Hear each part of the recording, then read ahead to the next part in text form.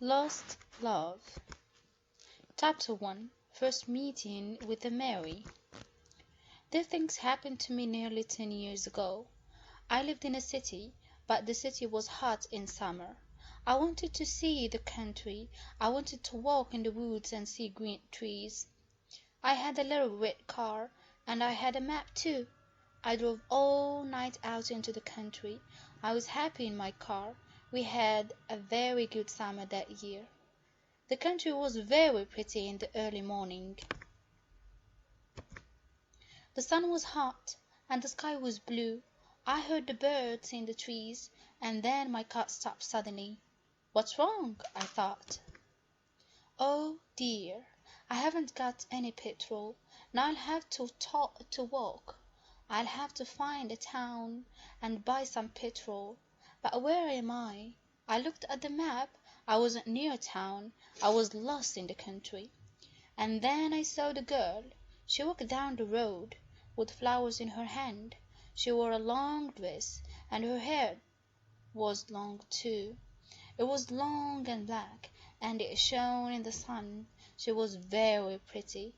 I wanted to talk to her, so I got out of the car. "Hello," I said. "I'm lost. Where am I?" I said. She looked afraid, so I spoke quietly. "I haven't got any petrol. Where I can find some?" I said. Her blue eyes looked at me, and she smiled. She is a very pretty girl, I thought. "I do not know," she said. "Come with me to the village. Perhaps we can help you," she said. I went with her happily, and we walked a long way. There isn't a village on the map, I thought. Perhaps it's a very small village, she said. Chapter 2. Perhaps Village. There was a village, and it was old and pretty.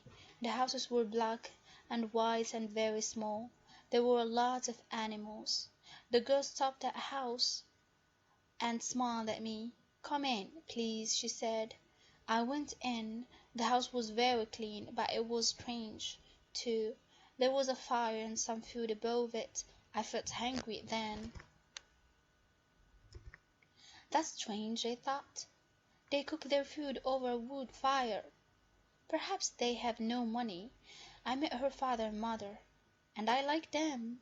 They were nice people, but their clothes were strange. "Sit down," said the old man. "Are you thirsty after your walk?" He gave me a drink, and I said, "Thank you," but the drink was strange too. It was dark brown and very strong. I didn't understand, but I was happy there. I asked about petrol, but the old man didn't understand. "Petrol?" he asked. "What is that?" This is strange, I thought. Then I asked, "Do you walk everywhere?" The old man smiled. "Oh, no, we use horses," he said. "Horses?" I thought. "Horses are very slow. Why don't they have cars?" But I didn't say that to the old man. I felt happy there. I stayed all day, and I ate dinner with them that evening. Then the girl and I went out into the garden. The girl's name was Mary. "This is nice. We like having visitors. We don't see many people here," she said. We spoke happily. She was very beautiful, but after a time she began to talk quietly, and her face was sad. "Why are you sad?" I asked her. "I cannot tell you. You are only a visitor here. We have to say good-bye tonight. You have to go now," she said.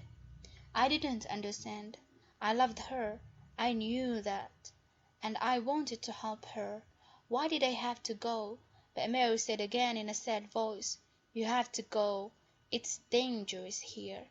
So I said, "I'll go to the next town and find some petrol. Then I'll come back." She didn't speak. "I love you, Mary," I said, "and I'll come back to you. You won't stop me." She said good-bye to me at the door. Her face was very sad, and I was sad too. I didn't want to go. Chapter 3. Strange Secret. It was midnight. The night was very dark, but I walked and walked. I was very tired when I saw the lights of a town. I found some petrol, and then I asked the name of the village, but the man at the garage gave me a strange look. "What village?" he asked. I told him about the village. I told him about the old houses and the people with strange clothes. Again he gave me a strange look.